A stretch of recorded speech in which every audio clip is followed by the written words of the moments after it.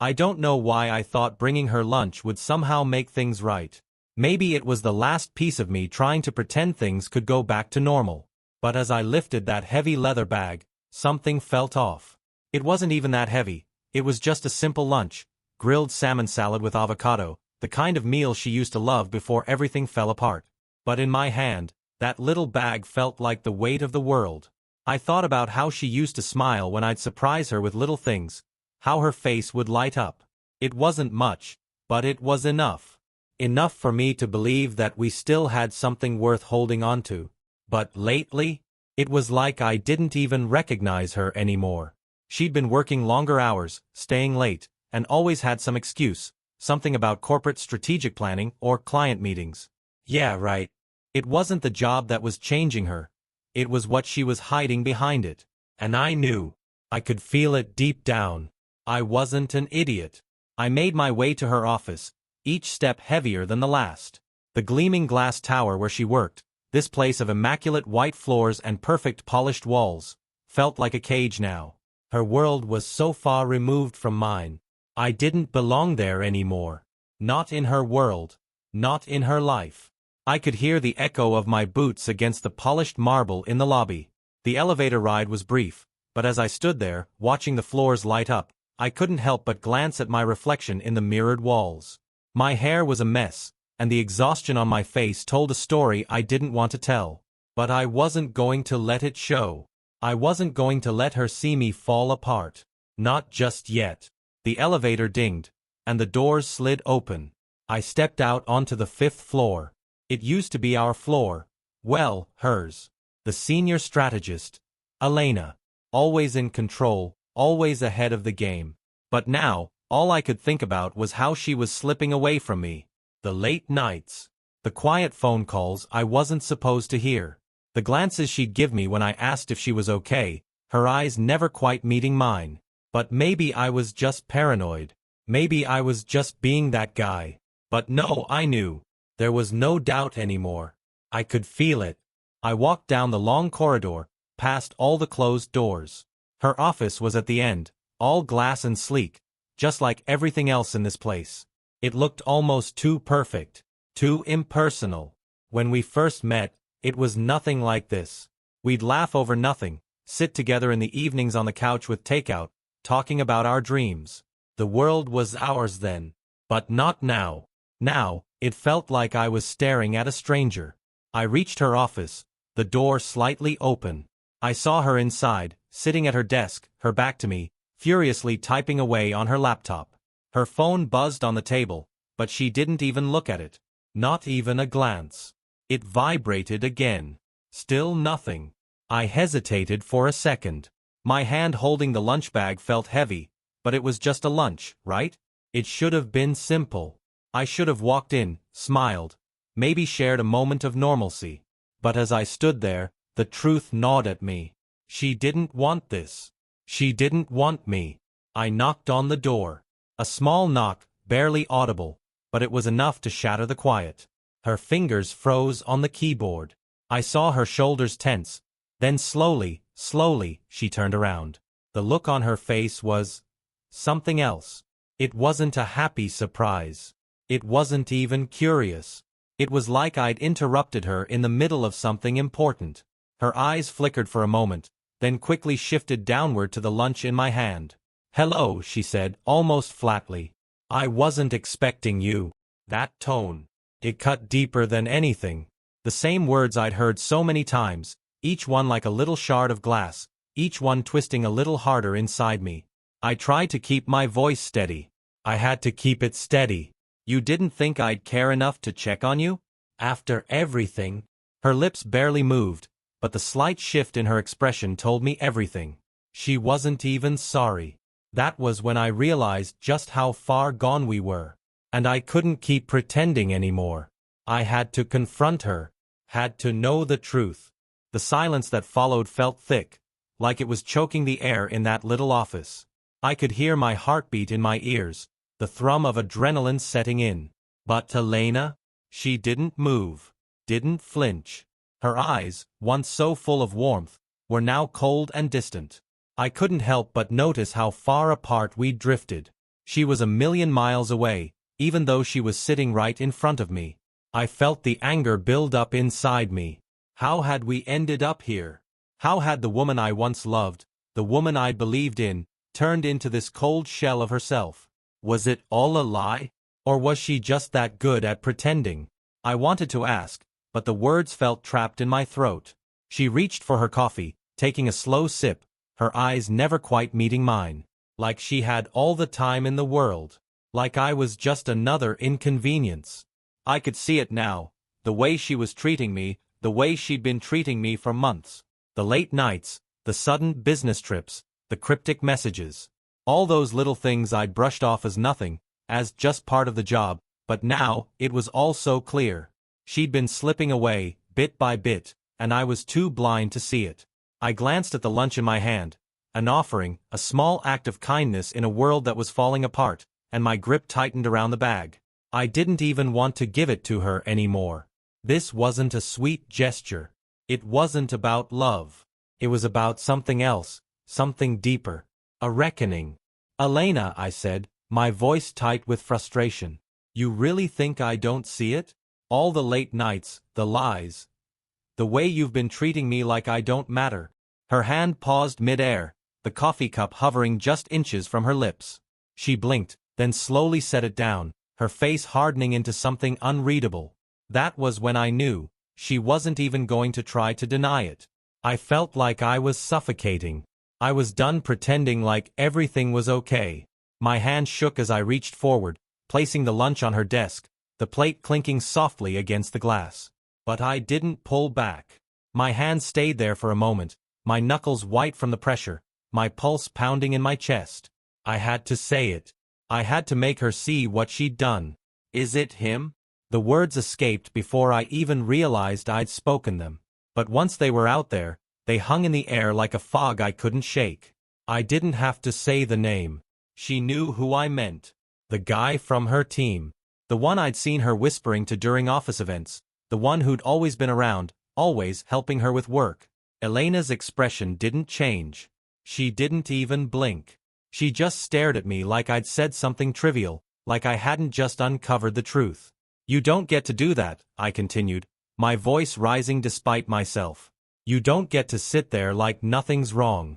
Like everything's fine when I know what's going on." She stood up then, her chair scraping loudly against the floor. The way she moved, it was like she was trying to put distance between us, like she was trying to hide behind some invisible wall. "Don't make accusations," she said, her tone flat, almost bored. "You don't know anything." I wanted to scream. I wanted to grab her by the shoulders and shake her, to make her understand the damage she'd done. But instead, I just stood there, frozen for a moment. She was acting like I was the crazy one. Like I was overreacting. My hand trembled as I reached for the chair next to her desk, and before I even realized what I was doing, I yanked it back. The sound of it crashing to the ground was loud. Too loud. But it was like the noise was needed. Like I had to break the silence somehow. Elena flinched, her eyes wide, her mouth opening as though she was about to say something. Anything to stop me. But it was too late. The years of hurt, the months of silence, the constant feeling of being shoved aside had built up inside me, and there was nothing left but the rage. I stepped forward, close enough to see the fear in her eyes, close enough to feel the cold tension in the room. And I let it out. "You think you can just string me along like I'm some fool?" I spat, my voice harsh and raw. "You think I don't see how you look at him, how you talk to him, how you've changed? You think I don't feel that distance between us, that void that's only gotten bigger?" Her face paled, and for a second, just a split second, I saw something flicker there. Guilt? Regret? Maybe. But it was gone just as fast as it appeared. Elena wasn't going to admit anything. Not now. Not ever. I stepped back, my hands clenching into fists at my sides. This wasn't about the lunch anymore. It wasn't about what was in the bag, or the small gesture I had hoped would make things right. This was about what she'd done to me. To us. And I wasn't going to sit back and pretend it didn't hurt anymore. "I'm done," I muttered. And as the words left my mouth, I realized how true they were. I was done. Finished. No more pretending. But as I turned to leave, something inside me snapped. It wasn't just anger. It wasn't just hurt. It was a decision. A decision I didn't even know I was capable of. I wasn't going to let her get away with this. Not this time. I thought I was done. I thought I'd said everything I needed to say. But as I turned to walk out, something shifted. Something I hadn't expected. Maybe it was the look on her face, or maybe it was the realization that this wasn't just about her anymore. This was about me, about my dignity, my self-respect, the life I'd built, and the woman I thought I knew. I'd been blind. I'd let it all slip through my fingers, piece by piece, but now it was like someone had flipped a switch. I wasn't going to let her control this anymore. I stopped mid-step. My back was to her, but I could still feel her eyes burning into me. And then I felt the anger again, this time sharper, colder. It was like something had snapped inside me. She had snapped me. And I wasn't going to let it go quietly. "Where do you think you're going?" I heard her voice call out behind me, sharp and desperate. I didn't turn around right away. The tone of it, so different from the cold indifference she'd shown me just moments before, stirred something inside me. She wasn't just acting like nothing was wrong anymore. Now she was scared. I spun around to face her. "Oh, now you're worried?" I shot back. "Now you want to talk?" She took a step forward, her face contorted into something that was almost pleading. "You don't understand," she said, her voice cracking just a little. "I didn't want it to happen this way. You have to believe me. It's not what you think. Not what I think." It had never been more clear. Her words were like a broken record, the same tired excuses, the same empty promises. The woman standing in front of me wasn't the Elena I knew. She wasn't the woman I had fallen in love with. She was a stranger who had betrayed me in ways I could never have imagined. "I'm not the fool you think I am, Elena," I snapped. "I've seen the signs. I've felt it. I know what's been going on." Her eyes widened, and for a moment, I thought she might actually confess. But then, she just shook her head, the mask slipping back into place. "You don't get it. I never meant for it to go this far. I never meant to hurt you." She was trying to sound genuine, but I didn't buy it. I couldn't. There was a part of me that wanted to hear her out, that wanted to believe she was sorry, but that part of me had died the moment I saw the coldness in her eyes. "Don't try to make this sound like it's some accident," I said, my voice low but fierce. "You don't accidentally cheat on your husband. You don't accidentally fall in love with someone else." She didn't have an answer. She just stood there, frozen. I could tell that she didn't know what to say anymore, that her usual charm, the thing that used to make her so captivating, was gone. Now, she was just empty words, a hollow shell of the person I thought I knew. I took a deep breath, letting the anger swirl inside me, the intensity of it burning like fire in my chest. My fists clenched, and before I knew it, I was moving again, but this time, it wasn't toward the door. It wasn't away from her. It was toward her desk. I slammed my hand down on the edge, and the impact shook the room. The lunch, her lunch, sat there, untouched, a reminder of the effort I'd put in to salvage something that was long dead. "You don't deserve this," I spat, gesturing to the food, to everything that had once meant something between us. "You don't deserve anything from me anymore." Elena stepped back, her eyes darting between me and the door. She was visibly shaking now. For the first time, I saw fear in her eyes. Not the fear of what she'd done, but the fear of losing control. The fear of losing me. "Please," she whispered, her voice breaking. "Please don't do this. Don't leave me. Don't leave us." I shook my head, the words heavy in my chest. "You already left me. Long before I ever showed up here with lunch." The finality in my voice must have hit her harder than I realized because she took another step back, her face crumpling as though the weight of her own betrayal had finally hit her. And in that moment, I felt something shift inside me. A kind of calmness. A quiet clarity I hadn't known I was capable of. I didn't care anymore. I wasn't going to beg for answers. I wasn't going to cry. I wasn't going to chase her down or try to make her see how much she'd hurt me. No. She had made her choice. And I had made mine. You've already got him, don't you? I asked, my voice steady now. It wasn't a question anymore. It was a statement. Her eyes dropped to the floor, and I didn't need to hear the words. I already knew. I took one last look at her, a look that said everything I needed to say. The hurt, the betrayal, the lost years, it was all there. But there was something else too. Something that, in that moment, I couldn't quite put into words. Goodbye, Elena, I said, turning away for good this time.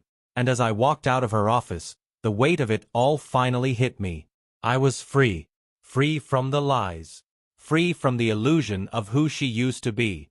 And somewhere deep inside, I felt a spark of something I hadn't felt in a long time. Hope. The elevator ride down felt like it lasted forever.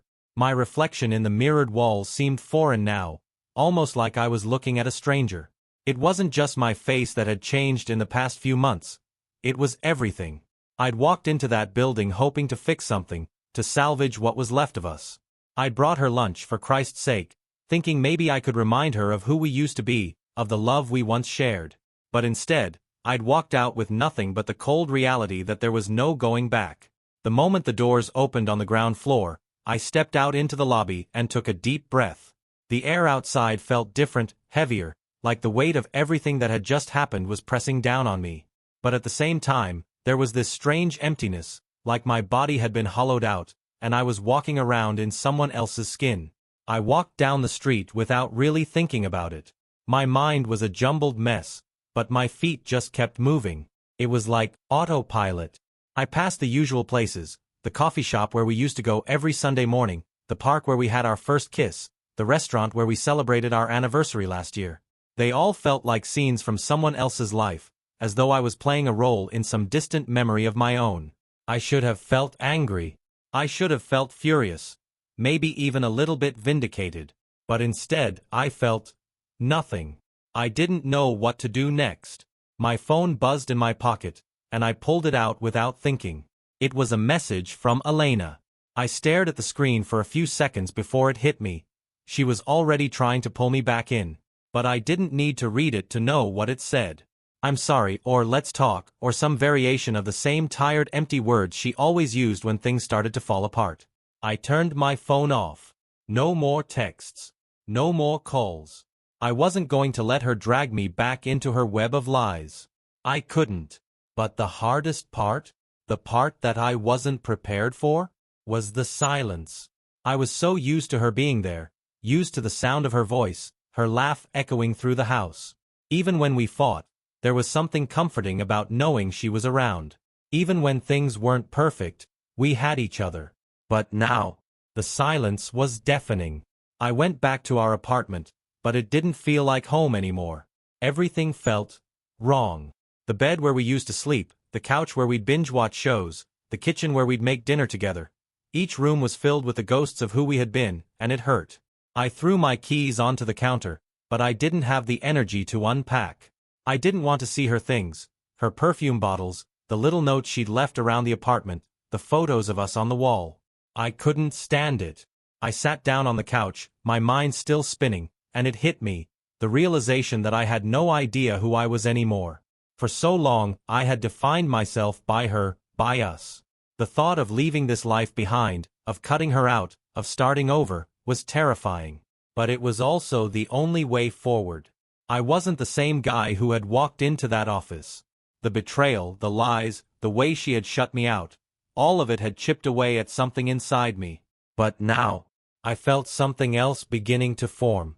A part of me that was raw, that was angry, that was ready to break free from all of it. I didn't need her. I didn't need the life we had anymore. I needed to rebuild. I stood up and walked to the window, staring out at the city below. The streets were bustling, full of people going about their lives, but none of it seemed to matter. All I could think about was what I had lost, what I had been forced to let go of.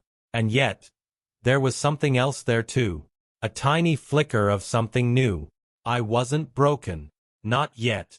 I grabbed my phone again, turning it on to see a missed call from my brother. I hadn't talked to him in weeks, hadn't wanted to. But maybe now was the time. Maybe he'd know what to say. Or maybe he wouldn't. But right now, I needed someone who would remind me that I wasn't alone in this. I called him back. "Hey," he answered, his voice crackling through the line. "I was just thinking about you. You good?" I leaned back against the wall, closing my eyes for a moment. "I don't know. It's been a hell of a day, man. You want to talk about it?" I thought for a second. The words were still stuck in my throat, but I needed to say them. Needed to let someone know what had happened, even if I didn't fully understand it myself. Yeah, I do. And for the first time in what felt like ages, I felt the faintest spark of hope. Maybe things could get better. Maybe it wasn't too late to find myself again. The next few days felt like I was walking through a fog. I wasn't sure if I was coming or going, and it seemed like everyone I knew was either trying to avoid me or pretending everything was fine. I didn't have the energy to care. I was still trying to make sense of what happened, of what I had just walked away from. But more than anything, I was angry. Really angry. And maybe it wasn't just about Elena anymore. I spent the night at my brother's place. He let me crash on his couch, didn't ask too many questions, just handed me a beer and left me to stew in my own thoughts. It wasn't much, but it was enough to get me out of the apartment for a while. And as much as I hated to admit it, I needed that space. I needed a breather from the life I'd built with her, the life that had been shattered into 1,000 pieces I couldn't even begin to pick up. It wasn't just the affair that was eating at me. It was the lies. The way she'd managed to make me feel like I was the crazy one. Like I was overreacting every time I'd ask about the late nights, or the odd trips, or the vague responses to my questions. I'd convinced myself that everything was fine, that she was just stressed with work or tired. But the truth was, I knew. I knew long before I walked into her office with that damn lunch. And the hardest part? Realizing that she knew I knew. The lies had been building up for months. And each time, I'd let her slide, convinced it wasn't what it seemed. But now that I was seeing it all clearly, the betrayal hit me like a wrecking ball. I needed to act. I needed to do something. But I wasn't ready for what came next. It was a Tuesday afternoon when I got the message. I'd been avoiding her, avoiding all contact, but somehow, I still felt like she was lurking in the back of my mind. I deleted her number days ago, but this was different. It was an email. A long one. "I've been thinking about everything, and I know I hurt you. I don't expect you to forgive me, but I need you to understand why I did what I did. I need you to know that I never wanted to hurt you. I don't know where we go from here, but I think you deserve to hear the truth. Please, I'm begging you, let's talk." I stared at the screen, my fingers hovering above the keyboard. I deleted it once, then reopened it again. My stomach twisted. I didn't want to read her words. I didn't want to hear her explanation, because deep down, I knew it was going to be the same old sob story. The same excuses. The same empty promises. She always had a way of talking me down, of making me second-guess myself. And that's how she'd kept me trapped for so long. I slammed the laptop shut, my hands shaking. What did she think she could do? What did she think she could say that would make this okay? That would make it right? I wanted to throw the damn laptop out the window. I wanted to forget everything about her, about us, about that life I had spent years building. But I couldn't. Because the truth was, as much as I hated it, I still cared. I still loved her. But I wasn't stupid. And I wasn't weak anymore. I needed to put an end to this, to finally cut the cord. So I did what I had to do. I wrote back. "I don't need your explanation. I don't need your apology. What I need is to move on, to let this go. You made your choice. You made your bed. Now lie in it." I hit send before I could second-guess myself. There was no turning back now. The next few hours felt like the longest of my life. I kept checking my phone, waiting for her response, but nothing came. For a moment, I thought maybe she was giving me space. Maybe she was finally understanding that this was over. But in the pit of my stomach, I knew that wasn't it. She wasn't done with me. Not yet. That evening, just as the sun was setting, I got a knock on my door. I opened it, and there she was, Elena, standing in front of me, looking nothing like the confident, polished woman I'd seen in the office. Her hair was messy, her face flushed, and she looked lost. I didn't know where else to go, she said softly, her voice thick with emotion. I needed to see you. I need you to understand that I didn't mean for it to happen this way. I didn't say anything at first. I just stood there, watching her. This wasn't the Elena I knew. The Elena I knew would have walked in with that smug confidence, ready to spin some tale about how she was justified. But now, she looked broken, small. You don't get to walk in here like everything's fine, I finally said, my voice firm. You don't get to come back just because you feel bad. I'm not some consolation prize. Her face crumpled, and she stepped forward, but I didn't let her in. I didn't want her close.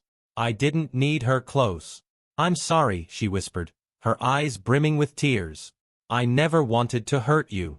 Please don't leave me. I shook my head, my chest tightening. You already left me, Elena. You just didn't bother to tell me until now.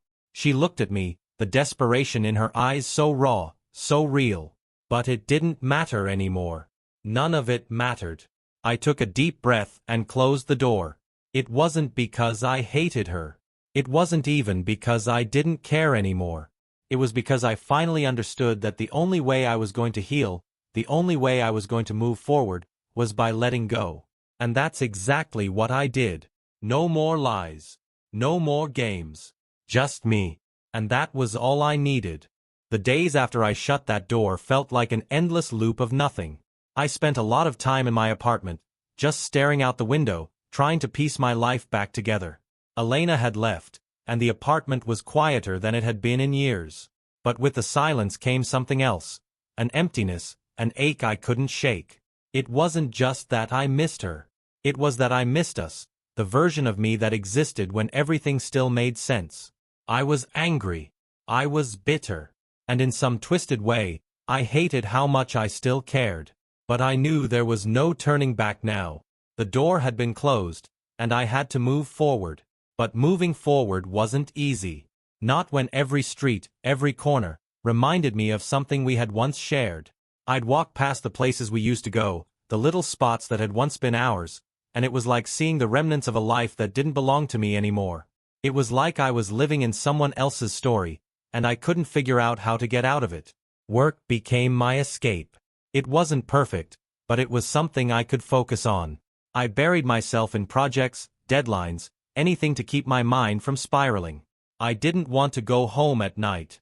I didn't want to face the loneliness that waited for me in that empty apartment. But eventually, the weight of it all caught up to me. You can only run from your thoughts for so long before they catch up with you. It was a Wednesday afternoon when I cracked. I'd been out for a walk during lunch, trying to clear my head, but the moment I passed that damn coffee shop, I stopped dead in my tracks. It was one of our places. I'd been here so many times before, sitting at a corner booth, talking about everything and nothing. We'd laugh, sip our drinks, and forget about the world for a while. Now it was just a place. Just another reminder of what I'd lost. I turned and walked in, the bell above the door jingling as I pushed it open. It wasn't that I wanted to be here. It was that I couldn't avoid it anymore. The memories hit me like a punch in the gut. I scanned the room, hoping to find something, anything that would make this feel less like a ghost town. The barista behind the counter looked at me, but it was like she didn't see me. I could feel my pulse quicken. I ordered a black coffee and found a seat by the window, forcing myself to sit still, to breathe. The coffee came, but it didn't taste like it used to. It was too bitter, too empty, just like everything else. I couldn't help but think about the last time I'd sat here with Elena, how she'd smiled across the table at me, her eyes full of warmth and promise. How things had seemed so perfect, so easy. But nothing was perfect. Not anymore. I forced myself to finish the coffee and left the shop quickly, not wanting to give myself time to overthink it. I didn't know what I was looking for, but I was tired of looking for something that wasn't there. When I got back to my apartment, I had to face the truth. I didn't recognize this place anymore. It was the same four walls, the same couch, the same kitchen, but it felt like a prison now. Everything was a reminder of who I used to be, of the man who had trusted someone who didn't deserve it. Every photo, every little thing that had once seemed so familiar now seemed like a symbol of failure. And yet, as I sat down on the couch and let my head fall into my hands, I knew one thing for sure. I couldn't let this consume me. I couldn't let her win. She had broken me once. And I would be damned if I let her break me again. I didn't have all the answers. I didn't know what came next, or how long it would take to stop feeling this hollow. But I did know that I was done being her victim. I was done being the guy who couldn't see the truth. I was done pretending everything was fine when I was falling apart inside. I needed to heal. I needed to find myself again. And it wasn't going to be easy. It wasn't going to be quick. But I had to start somewhere. I had to find something that made me feel alive again. I grabbed my phone, scrolling through contacts I hadn't reached out to in forever. I thought about calling my parents, but I stopped. They didn't need to hear about this. My brother had already been there for me. But there was someone else, someone I hadn't thought about in a long time. Emma. She'd been a friend of mine from college. A girl I used to talk to, someone who always had my back, who listened without judgment. She'd stayed in touch over the years, but I'd let that slip, focusing too much on Elena, on the life I thought I had. I texted her, "Hey, it's been a while. Do you want to grab a coffee sometime? I need to talk." I stared at the screen for a moment, unsure of what would happen next. But then my phone buzzed. It was a reply. "Of course. Let me know when. I'm here for you." And for the first time in days, I felt a little bit of relief.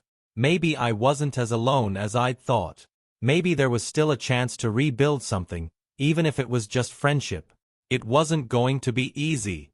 But I was starting to believe that maybe, just maybe, I could start over. It was strange how something as simple as a coffee with an old friend could feel like a lifeline. The days leading up to meeting Emma were a blur of emotions. Nervousness, guilt, relief. I didn't know what I was expecting from this, but I was starting to realize I didn't need to expect anything. I just needed to stop running. I met her at the same cafe, the one I'd walked out of just days before, but this time, the air felt different. It wasn't the same sting of loss. It was a bit of normalcy, a step toward reconnecting with myself, even if I didn't quite know who I was anymore. Emma was already there when I walked in, sitting by the window. She looked the same as I remembered, easy smile, relaxed posture, like she had all the time in the world for whoever was sitting across from her. The years had softened her, just like they had softened me. There was no tension in the way she looked at me, no judgment, just curiosity, like she wanted to know what had been happening in my life all this time. "Hey," I said, sitting down across from her. "Hey yourself," she replied with a grin, leaning forward a little. "Long time no see, stranger." I smiled, but it didn't quite reach my eyes. "Yeah, it's been a while."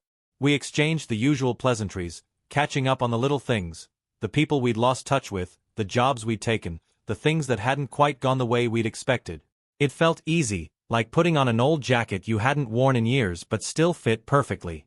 Then came the question I'd been dreading. "So, what's been going on with you?" Emma asked, her voice soft but firm. She didn't push, but there was a gentle insistence behind it. She wasn't going to let me hide. Not this time. I hesitated, staring into my coffee, trying to find the right words. The truth felt like a weight I wasn't ready to carry out loud.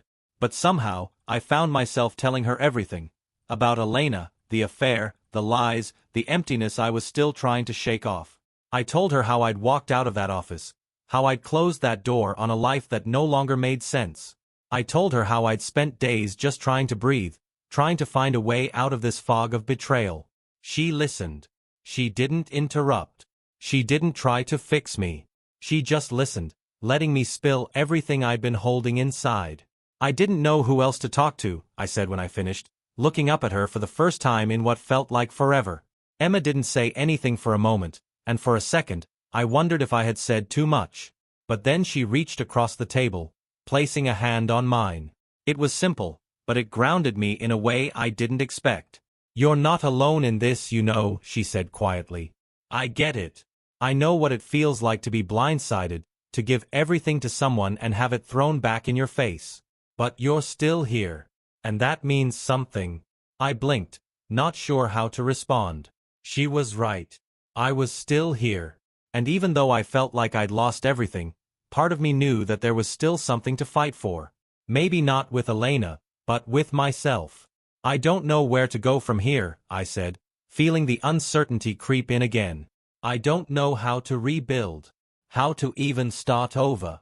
Emma smiled gently. You don't have to have all the answers. No one does. You just take it one step at a time. One day at a time. And when you're ready, you'll find your way. And if you need someone to help you get there, I'm here. Her words were simple, but they hit me hard. I hadn't realized just how much I needed to hear them, how much I needed someone who wasn't judging me or trying to tell me how I should feel. I needed someone who just saw me for who I was, someone who knew what it was like to fall apart and still get up again. Thanks, I said, the weight in my chest loosening just a little. Really? I didn't realize how much I needed this. We sat there for a while longer, talking about the future, about things that had nothing to do with Elena, about everything that wasn't broken. Slowly, the ache in my heart began to fade, replaced by something else. Something softer. Something that didn't feel so heavy. When we finally said goodbye, Emma gave me a quick hug, and for the first time in a long time, I felt a sense of connection. Like maybe, just maybe, there was hope after all. The next few days weren't a magical transformation. I didn't wake up feeling like a different person. I still had my moments of doubt, moments where the old wounds flared up and reminded me how badly I'd been hurt. But slowly, I began to find small pieces of myself again. The guy who used to joke around with friends, the guy who used to dream about the future without worrying about what might go wrong. That guy was still in there somewhere. I started spending more time with people who actually cared about me. My brother, old friends, people who reminded me of the person I used to be. I focused on the things I'd forgotten about, the things I loved doing before life got complicated. And I didn't think about Elena as much. Not because I had forgotten her or because I was suddenly over the pain, but because I was learning that my life could still be mine, even without her in it. And that felt like freedom. One evening, a couple weeks after that coffee with Emma, I took a walk through the park near my place. It was quiet, peaceful, the kind of night where you could hear the wind rustling through the trees and feel like the world was finally slowing down. I sat down on a bench, looking up at the sky, and for the first time since everything had fallen apart, I felt something I hadn't in a long time. I felt like I was finally okay. Maybe not whole, maybe not healed, but okay, and that was a start. Life has a funny way of sneaking up on you when you least expect it. It had been a couple months since I'd walked away from Elena, since I'd started finding my feet again, and I was beginning to feel a little more like myself. Not that everything was perfect. Hell no. But the weight of it all wasn't sitting on my chest anymore. I had days where I felt lighter, days where the grief wasn't all-consuming, and those were starting to feel like something to hold on to. I'd been throwing myself into work, picking up new hobbies, spending time with my brother, and even reconnecting with a few friends.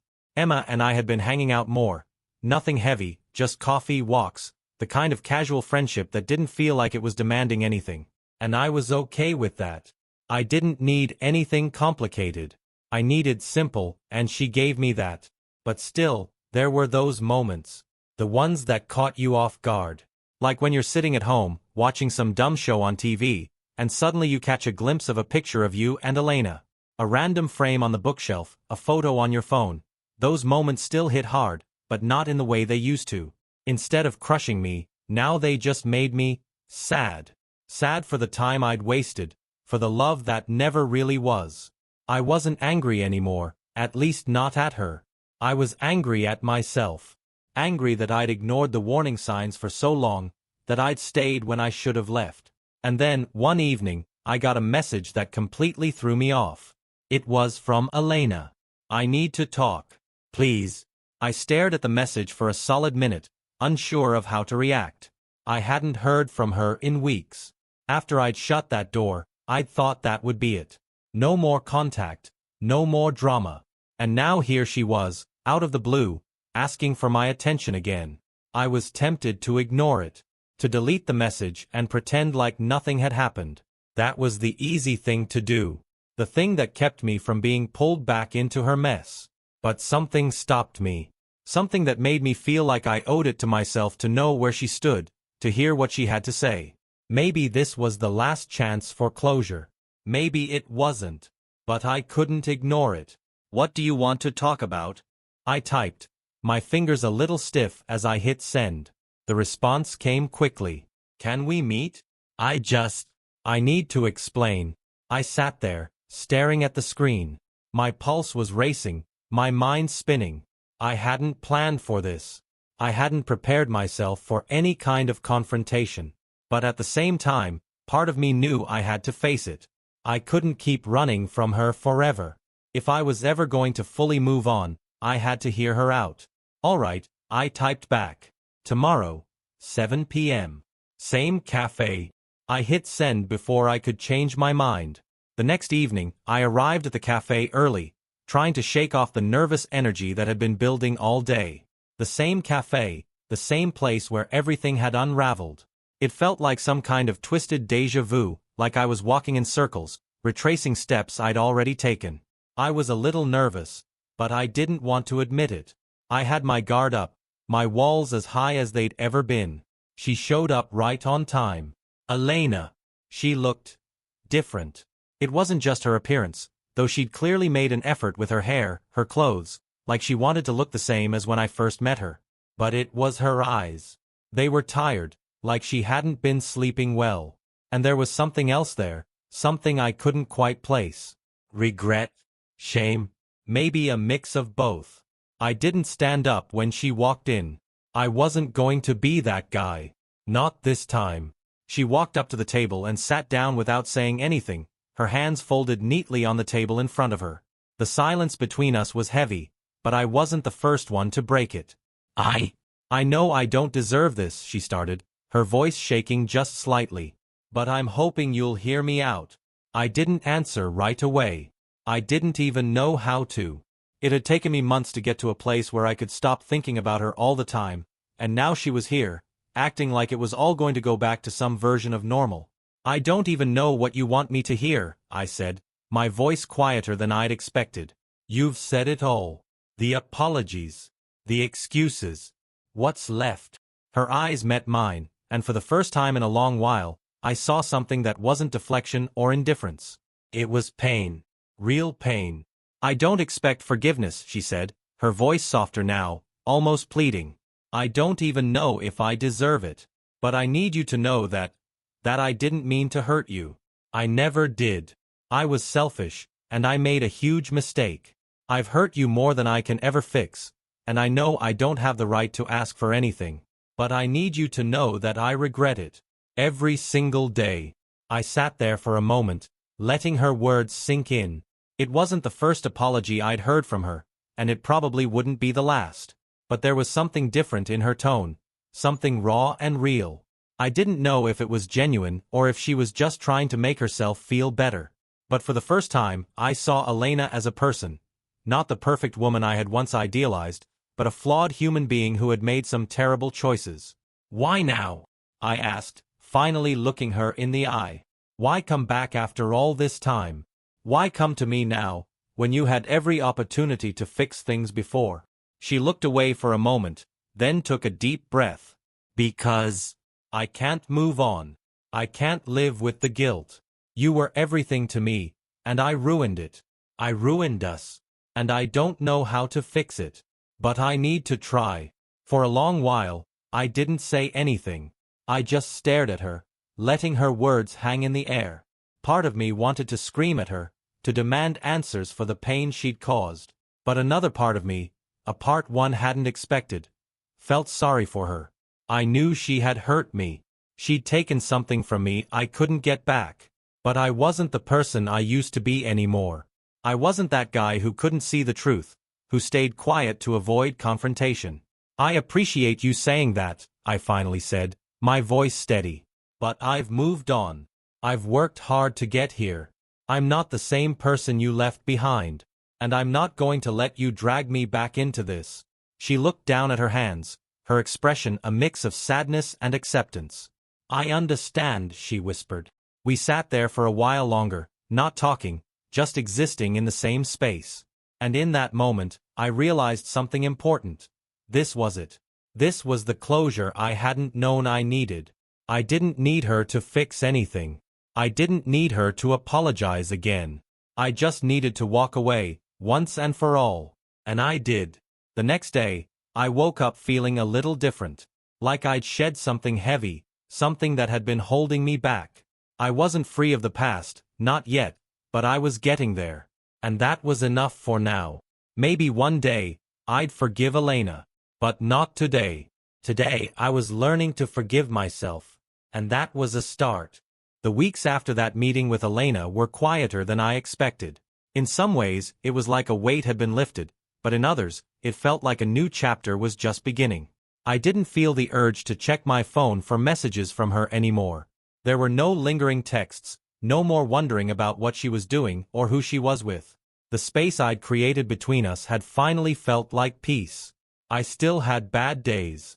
Days when the memories would sneak up on me, those quiet, reflective moments when everything felt too still.